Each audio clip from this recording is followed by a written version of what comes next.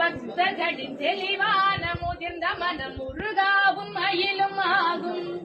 தேடலுரை கொண்டு பெரும் ஏங்கை மரமாக நின்று வேண்டியதை தருத்து முருகன். நீ பாடும் குரல் வலம் கொடுத்து பனிமலையில் வாழும் அந்த பார்வதியும் இளைய புதல்வன்.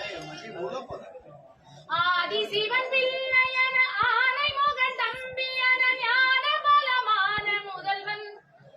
நீ பாடும் குரல் வலம் கொடுத்து பனிமலையில் வாழும் அந்த பார்வதியும் இளைய புதல்வன்.